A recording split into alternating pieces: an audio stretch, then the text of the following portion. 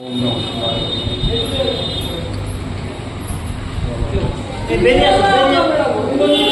যে আদ্যা মায়ের মন্দিরে এসেছি,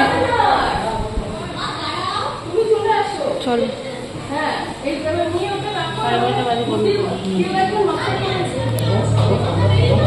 মা ভোগ নিয়েছে। ক টাকার পুজো? 251 টাকার থালি। ঠাকুরের ভোগ কি আছে তোমাদের দেখাবো। এখন আমরা যাচ্ছি।